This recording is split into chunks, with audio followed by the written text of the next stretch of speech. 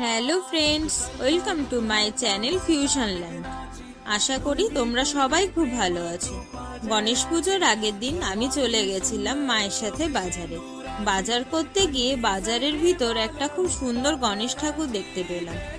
একটা ঠিক না, বেশ অনেকগুলোই গনু দেখতে পেলাম। আর তাদের দেখতে দেখতে বাকি যেটুকু বাজা বাকি ছিল সেটাও সেরে নিলাম, যার অনেকগুলোরই ভিডিও করা হয়ে ওঠেনি। তারপর বাড়ি এসে কি কি কিনলাম সেটারই একটা ছোট্ট ভিডিও করলাম।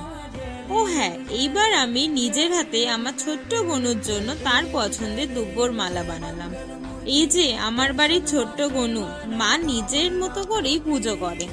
প্রথমে তাকে পঞ্চামৃত দিয়ে স্নান করিয়ে নিল, তারপর ভালো করে গঙ্গা জল দিয়ে স্নান করালো, তারপর ভালো করে গনুকে মুছিয়ে দিল। এবার তার পোশাক পরার পালা। মা বেশ সুন্দর করে ওকে ধুতি পরাচ্ছিল। একটু অসুবিধা হচ্ছিল, কিন্তু মা সুন্দর করেই ওকে ধুতিটা পরিয়ে দিল। এবার গনুর সাজ হয়ে গেছে। মা ওকে আমার বানানোর দুব্বর মালাটা পরিয়ে দিল। সুন্দর লাগছিল দেখতে।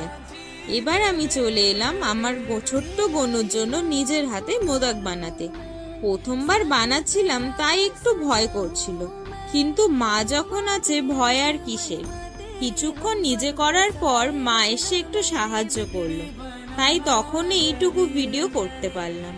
তারপর মা আর আমি দুজন মিলে মোদক বানালাম, তাই সেটার ভিডিওটা ঠিক করা হয়ে ওঠেনি।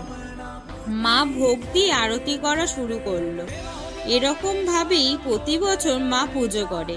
এটাই ছিল আমার বাড়ির ছোট্ট গনুর পুজো। তোমাদের কার কার বাড়িতে গণেশ পুজো হলো কমেন্টে জানিও। আর ভিডিওটা ভালো লাগলে লাইক, কমেন্ট, শেয়ার এবং সাবস্ক্রাইব করে দিও। টাটা।